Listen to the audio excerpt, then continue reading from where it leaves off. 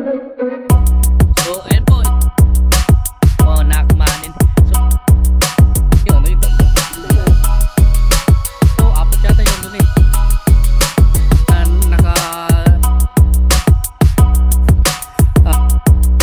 Sabi ko ni mga nakikita namin sa property. So, ayan po, ang magandang tanghali po sa inyo lahat. O mainit na tanghali po sa inyo lahat mga ma'am, sir, mga boss. At welcome again po sa ating vlog. So for today's episode natin, andito po tayo ngayon sa bayan pa rin po ng Umingan, Pangasinan. At meron po kaming ipapakitang property po sa inyo dito kahit sobrang init. Siguro nasa mga 42 degrees po siguro to. Ayan, talagang siguro alauna pa lang po siguro ng hapon. At kainitan po. So dito pa rin po kami para ipakita po sa inyo itong property na ito na meron pong sukat na 2.8 hectare po siya na ang presyo po ay ilan boss? Presyo? 3.8? 3.8 po ang presyo po ng property nito sa per square meter. Convert yun na lang po. Ayan, so ang property po na to ay dito nga po located po dito sa bayan po ng Umingan, Pangasinan. At ito po ay naka-along cemented road po siya. So tara, ipakita ko po sa inyo itong property na ito. So ayan po, ito po yung property na ibinebenta na 2.8 hectare po. 2 titles daw po ito na TCT Torrens. At pinakita po sa akin kanina yung titulo, Torres title po siya. At ito po nga po ay naka-along cemented road po. Bale, simula po doon sa may anuhan po ng irigasyon. Ayan, sa source of water po nila dito. Simula hanggang dun po sa bandaroon hanggang dyan, pupunta po hanggang doon sa may lagpas to yata na ano po sino, di ba? Ang tawag sa puno na yun, yung may alibangbang. Ayan, apaw. Oh, nakmanin. So ayan, so meron pong source of water po na deep well. At may kubo dito, yun nga lang delikado po yung kubo. Tapos meron kulungan ng baboy. Ito yung kulungan ng baboy, hindi na po nila naituloy dahil yung baboy ay hindi na rin natuloy. Nasunog yung ano. Ayan, nasunog lang yung ano, yung damo. Yung damo lang. So ito po yung kanyang outlet ng tubig na ginagamit po nila papatubig sa nilang mga palayan. At ito nga po ay ilan yung mga ganyan boss? Isa, dalawa, tatlo, apat yata yun doon eh. Yun na, meron pa doon, apat. Yun o, maliit nga, nasunog nga lang. Apat. At yung rest po ay bukid po siya. So ang estimate ko na bubukid po na sa mga, yun nga po, 2.8. Ayan, 2.8 po yung nabubukid. At ito nga po ay ang presyo po ng property nito ay 3.8. Sagot daw po ni seller yung capital gain tax boss. Pag-usapan daw. So yung capital gain tax po, yung documentary stamp, at yung porsyento naman ahente daw po, meron daw po porsyento yung mga ahente ay sa source po namin, sila nanay. At yung capital gain tax daw po, pag-usapan nyo na lang daw po ni seller. Yun po ang sabi po sa amin ng aming source dito sa property na ito.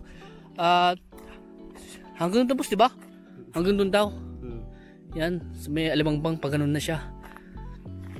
So ayan, at dito nga po ay kitang-kita po dito yung bulubundukin po ng Caraballo. Ayan po, talagang parang pinaka-background nyo po sa property nito kung sakaling mabili nyo po.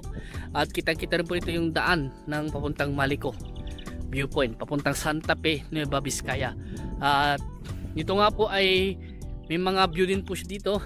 Malapit lang po dito yung mini chocolate hills na tinatawag nila.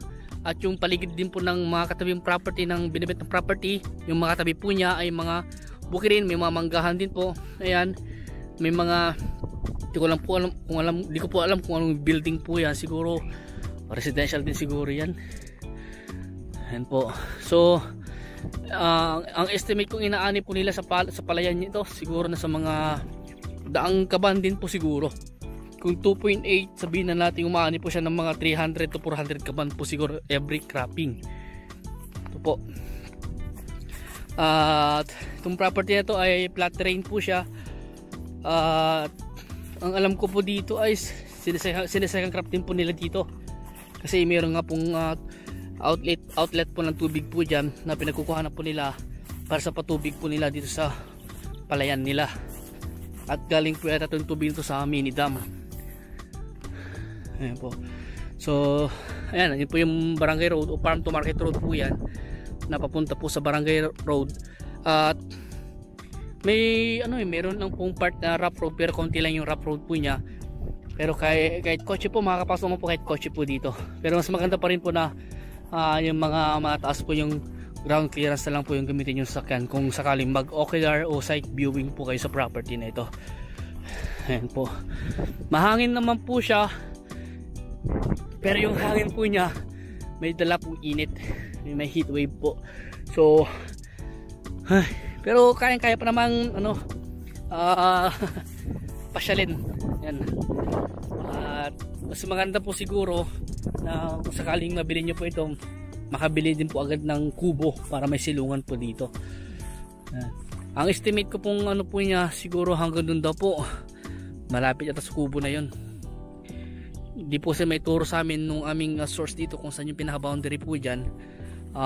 I-try na lang po namin sa drone kung sakaling makita po namin yung pinaka boundary dyan, at sa kanyang Google Earth kung makita namin yung pinaka boundary. Kasi sa Google Earth naman po makikita mo yung estimated boundary lang naman po yun, pero kailangan po rin po natin may pa-relocate survey para makita po natin yung mga eksaktong boundary talaga na nakalagay sa description ng titulo.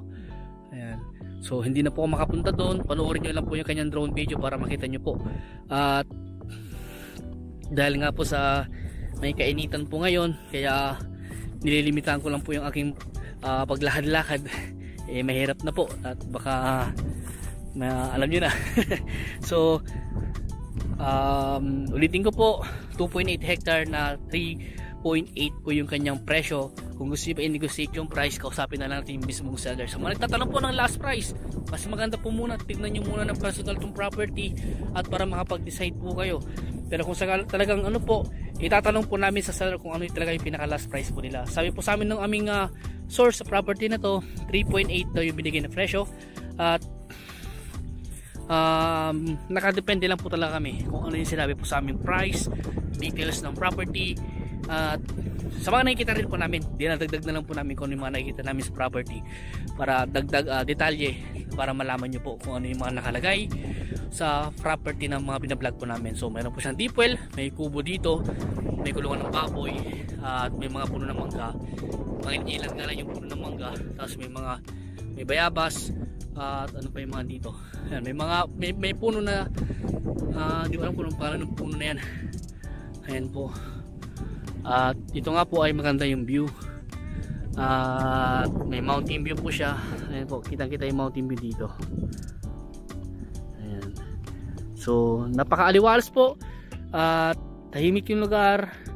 May mga kabahay naman po sa bandarian kaya hindi po nakakatakot. Poste ng kuryente, siguro nasa mga 300 o 200 to 300 meters lang po ang layo po niya sa poste ng kuryente.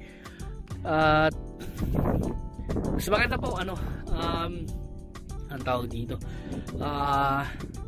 kung sakaling ano po, pwede naman po tayo maglagay ng solar light muna sa pansamantala habang kinakabit natin yung poste ng kuryente. So estimate ko po layo po sa Maynila siguro na sa mga 3 oras po. Sa town proper po siguro na sa mga 15 minutes po ang driving, and sa T-Plex siguro mga 20 minutes driving po sa T-Plex Carmen, dahil wala na po tayong dadaan ng may dadaan tayong rough road pero konti lang. The rest po puro mga simentado na po yung dadaanan natin. Ayan. So mga po yan, sa mga bago pa lang sa aming YouTube channel, huwag nyo sanang kalimutan mag-subscribe at pakit yung notification bell.